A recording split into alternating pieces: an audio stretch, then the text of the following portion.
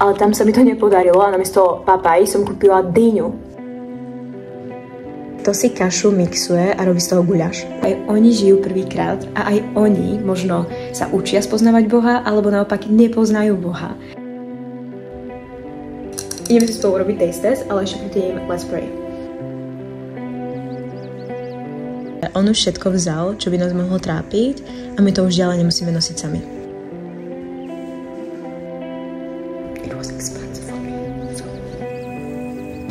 Máme tu konečne nový vlog a som rada, že už je trošku jasnejšie, lebo ja keď som sa ráno zobudzala, tak bola extrémna že tma a vlastne aj keď idem spať, tak je extrémna tma, takže mám pocit, že sa zobudzám do tmy a idem spať v tme. Je to také trošku demotivujúce niekedy, ale zvládam to zatiaľ.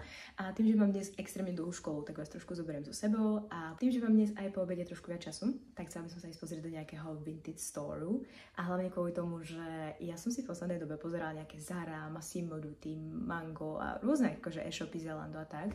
A tie ceny za tie veci tam crazy. Takže si hovorím, že chcem dať trošku viac priestoru second handom a tým, že oni nemajú akože online stránky a tak, takže sa tam musím ísť pozrieť a nie vždy mám čas, takže je to tak trošku náročné, ale hovorím si, že dnes je ten čas, takže možno tam niečo nájdeme a verím, že to je také trošku na vieru, aby si tam našiel dobré kúsky, ale uvidíme, pozrieme nejaké recenzie a tak, takže dnes to bude také a idem sa pripraviť a do školy. Nohavice. Rola. No toto je môj dnešný celý čierny look. A ja som to ladila hlavne primárne kvôli tomu, že moja škola je dnes od 9. do 4. Takže takto som to nejako prispôsobila, ale obohatila som to aspoň o šperky a tiež tento účes s touto čelenkou a hovorím si, že je to cute, že asi to budem robiť častejšie. A okrem dávala som si ešte fixačný sprej, aby tento tu výtvor ešte aspoň nejak tak vydržal. Aj keď tam je iba korektor, lícenka a tiež vlastne kontúrka. Ale hovorím si, že nech to vydrží, lebo ja neviem, čo to v škole za vzduch, ale ja mám pocit, že v škole môj make-up vyzerá iba, že ja neviem, a potom si povie, že I'm leaving. Napríklad, keď idem na kafíčko alebo idem vonku s kamarátkou, tak to drží úplne dobre. Takže si hovorím, že produkty, vzduch, čo to je, dajte mi niekto odpovede. A vlastne, keď som si dávala ten fixy, tak som si hovorila, že to je vlastne zaujímavé, že ako Boh napríklad má aj zmenu v tejto oblasti, akože make-up a tak, lebo ja som napríklad niekedy make-up riešila úplne stále a hlavne kvôli tomu, že som nebola spokojná so svojou tvárou, nebola som spokojná s akné, nebola som spokojná akože jak vyzerám, takže som chcela vyzerať úplne krajšie, alebo ja neviem, takže som sa maľovala úplne full face proste a išla som bomby a to nevyzeralo ani dobre podľa mňa. Ale OK. A hovorím si, že ako veľmi ma Boh zmenil a ako ma vlastne vyslobodil z takéto nejakej veci. A jeden zo spôsobov, ako môžeš zistiť, či slúžiš Bohu v nejakej oblasti a si slobodný, alebo naopak slúžiš nejakej module a nie si slobodný, tak je tým, že si dáš otázku toho typu, že ak by niekto prišiel momentálne do môjho života a zobral by tú vec, bol by som s tým v pohode alebo nie? Dokázal by som sa toho vzdať alebo nie? A pri mne je to taká dosť otázka, že si na to potrebujem sadnúť a zamyslieť sa. A hlavne ja to robím niekedy, kvôli tomu, že sa zastavujem nad tým, že sociálne siete, alebo cvičenie, alebo kamaráti, alebo čokoľvek. Že vlastne chcem byť slobodná v týchto veciach a nechcem byť proste závislá na ničom, len na Bohu. A niekedy vlastne naše srdce je závislé viac na veciach vo svete, kvôli tomu, že sme na to boli zvyknutí. Takže je to v pohode meniť tieto veci. A je v pohode vlastne si klásť túto otázku a byť, že OK Bože, tak čo proste mám zmeniť? A napríklad pre mňa to bol ten make-up, lebo pre mňa to bola veľmi veľká časť, ktorá tvorila veľkú časť o mňa. Takže tak, ideme si urobiť ešte ráňajky. Mám trošku času a potom pôjdeme už do školy, lebo...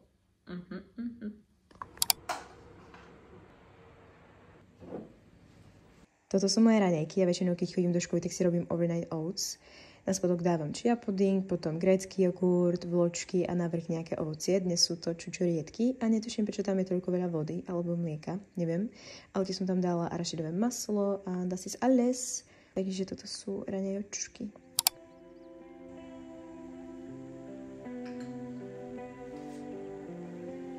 Aktuálne čítam Izaiáša 53 a musím povedať, že je to veľmi silná kapitola. Odporúčam si prečítať, hovorí o Ježišovi. A musím povedať, že veľmi ma zaujal 4. verš, kde sa hovorí o tom, že bolesti, jež nesol, však byli naše utrpenie vzal na sebe. A mi to pripomenulo to, že on už všetko vzal, čo by nás mohlo trápiť a my to už ďalej nemusíme nosiť sami. Že on je ten, ktorý nás dokáže pochopiť a hovorím si, že aká je v tom sila, keď si to uvedomíme. Toto je môj dnešný outfit.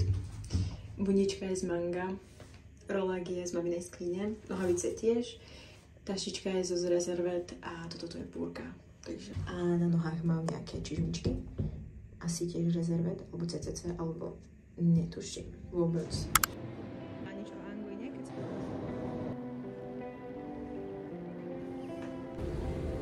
No ja už som doma, konečne som sa prezliekla do niečoho staršieho a pôjdeme sa prejsť. Možno si pôjdem zabehať, ešte uvidím, ale jednu z vecí, ktorú si hovorím, že potrebujem ísť na pre-walk, kvôli tomu, že mám pocit, že sa dnes toho extrémne veľa stalo a potrebujem sa jednoducho porozprávať s Bohom, utrieť si myšlienky a tak, takže vás zoberiem so sebou a inak. Zoberiem si ešte návrh túto mikinku, ktorú som raz našla v sekáči s mojou maminou a úprimne mne to extrémne pripomína leto u Starkej, keď som sa hrala s bratrancami, chodila som variť, ja neviem, kurkami jedlo, alebo len tak som jedla u babinej buchty a musím povedať, že je to fakt veľmi krásna mikina a dáva mi taký trošku nostalgic vibe, takže tak.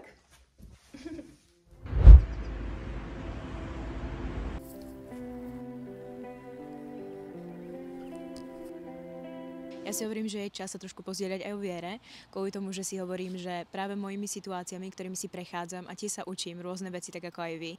Či už na to, ako bojovať so stresom, ako neovertinkovať, ako jednoducho riešiť školu a tak vám práve chcem pozdieľať veci, ktoré sa učím momentálne, ktoré mi Boh zjavuje buď skrze písmo, skrze modlitbu, skrze to iba, že mu načúvam, alebo skrze iných ľudí a je to fakt veľmi pozbudzujúce, takže to chcem s vami zdieľať. A dnešný topik je, že stres, škola alebo overthinking, celkovo tieto tu veci, kvôli tomu, že keď som niekedy nepoznala Boha, tak som extrémne overthinkovala všetko.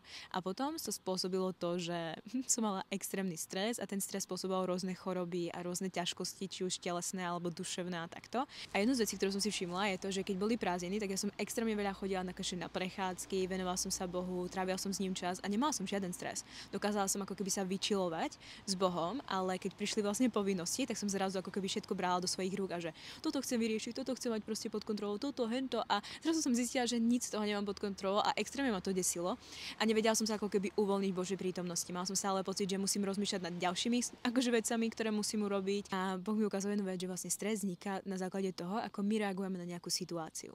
Že vlastne buď sa ukáže nejaká situácia, ktorá možno na prvý pohľad nie je príjemná, že nám niekto povie, že zajtra píšeš písomku a ty si, že dám to a nedám to a neviem a hento a tamto a namiesto toho, aby si zobral ten stres a krmil tú myšlienku, že nedám to a neviem to a nenaučím sa to a hento a tamto, tak namiesto toho zoberieš Božie slovo a si, že OK, Boh je so mnou a že vlastne v mojej slabosti je jeho sila najväčšia. Takže OK, I will do it with the Lord. It's okay. Tomu, čomu verí moje srdce, to aj zažívam. Že vlastne moje srdce v poslednej dobe verilo strachu a preto som ho zažívala v rôznych oblastiach a nevedela som sa úplne uvoľniť a tak som si povedala, že OK, Bože, ako to mám zmeniť? A Boh mi dal ako keby návod a proste cez rôzne videá alebo ľudí alebo z Biblie a takto. A vlastne ono to funguje na tom princípe, že si nájdete čas na ticho s Bohom. Ja som si to našla ráno, ja si hovorím, že ja ráno odmietam cvičiť, ja si radšej pocvičím neskôr, ale chcem byť proste ráno s Bohom a chcem fakt akože mu venovať celú pozornosť a nie, že tu rýchlo proste pocvičiť, tu rýchlo proste prečítať Bibliu, aby to bolo rýchlo. Nie, stopla som to.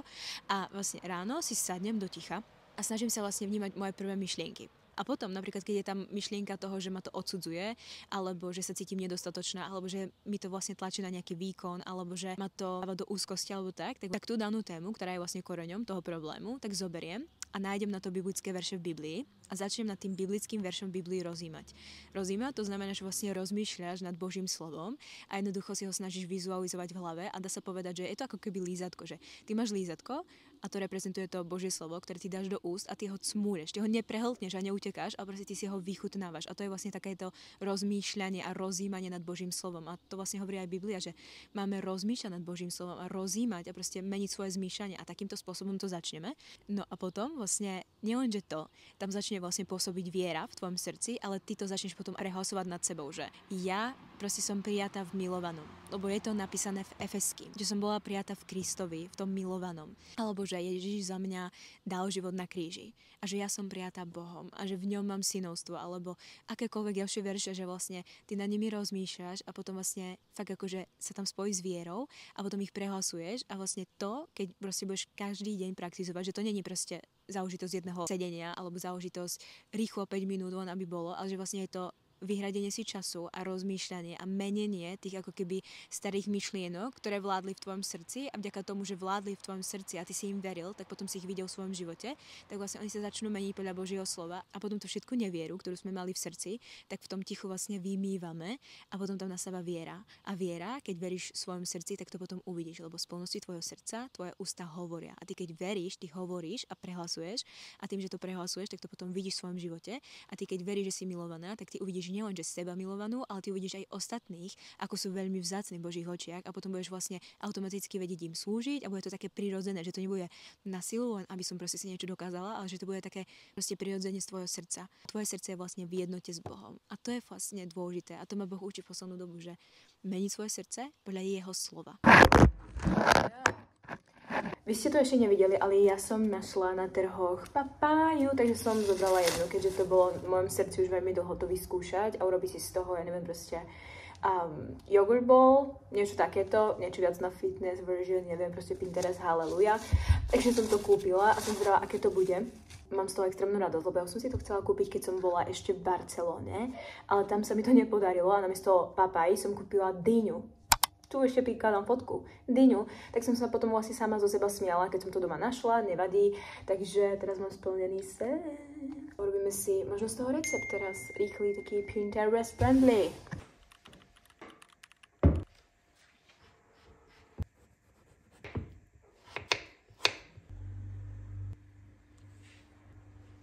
No, tu máme tú kašu. Ideme si spolu urobiť taste test, ale ešte predtým let's pray. Bože, ja ti ďakujem za toto jedlo. Ja ti ďakujem za to, že si mi splnil moju malú túžbu na srdci, ktorá tam bola extrémne dlho. A ďakujem ti aj za to, že môžem svoje telo takto plnohodnotne obohacovať. Amen. Let's try. A teraz sa prosím pekne priznajte, kto si kašu mixuje a robí z toho guľaš. Lebo ja to nedávam, ja mám radšej, keď je všetko pekne rozdelené. A potom kúsok po kúsku to všetko papám. Máme tu pani Berušku a nie len jednu, rovno dve. No. No, takže ja už som ready. Pôjdeme teraz do Vintage Storeu a potom pôjdeme na kafíčko a tiež budem pracovať trošku, lebo mám toho dosť. Ale chcel som vám povedať jednu vec, ktorú ja hodne cením na iných ľuďoch a to je to, že keď mi niekto len tak random zavolá, konkrétne teraz mi volal táto a mi iba tak poprial proste, že pekný deň, aký ho mám, sa pýtal a že to bolo fakt strašne milé a si hovorím, že to je fakt také, že cute, že si na vás niekto spomenie počas dňa len tak, bez toho, aby čakal, že sa ho opýtate niečo späť a že to bolo také fakt milé. Asi hovorím, že vlastne vzťah s rodičmi je niekedy fakt zaujímavý sledovať, hlavne z toho hľadiska, že keď sa učíme kráčať v láske a tak keď s nimi bývame, tak proste oni vidia všetky veci. Oni vidia proste za zatvorenými dverami, ako sa správame. Oni vidia všetky dobré a všetky zlé. Niekedy proste prídu správny čas a povzbudia nás, niekedy prídu v ten nesprávny čas a hádžu na nás ešte väčšiu špinu, ako keby sme nevedeli, že tá špina v nás je. A že je to také ako keby zaujímavé a potom možno tam vzniká taký ten toxický vzťah. Ale sa som iba pripomenú to, že ak máte nejaký vzťah s rodičmi a možno nie je úplne rúžový a možno naopak je rúžový, ja neviem, tak stále akože si pripomínajte to, že aj oni žijú prvýkrát a aj oni možno sa učia spoznávať Boha, alebo naopak nepoznajú Boha. A že možno vy ste jediným svetlom v ich živote. Na môj look do mesta mám trenčkov, cvetrík, tričko a války.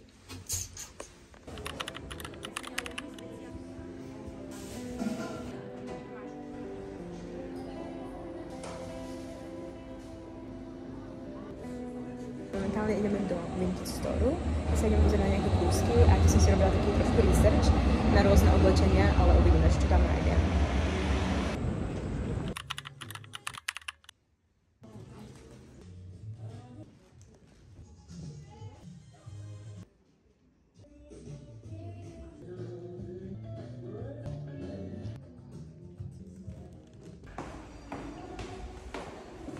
No proste, priestory boli 11:10, aj celkovo ten výber je nádherný, ale jednoducho, ja som si tam nenašla nič pre seba. Buď tam nemali veľkosť, buď to nebol môj štýl, alebo jednoducho, it was expensive, ok? It was expensive for me. So, ideme na wafle.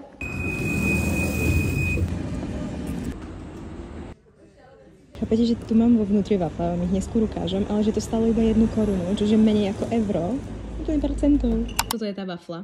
A vy ste mali vlastne možnosť si tam dať úplne hociaké toppingy, ale ja som vôbec z toho papiera nevedela, že čo prvé si navoliť. Takže som to dávala úplne tak od oka. A musím povedať, že menami. Fakt akože veľmi dobrá. 11:10. A máme tu koniec vlogu.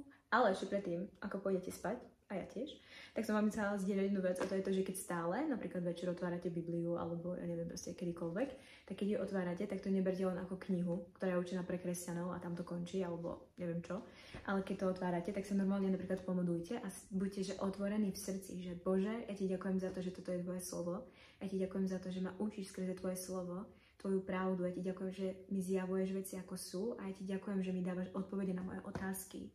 Mene Ježiš. Amen. A ja vám hovorím, že Boh vám začne ukazovať veci, Boh vás začne učiť veci a dávam odpovede. Fakt akože len takouto malou modlitbou môžeš robiť veľký krok v svojom vzťahu s Bohom. Takže toľko. A som rada za tento vlog. Uvidíme, čo Duch Svätý navarí na budúce. A tak, takže love you guys a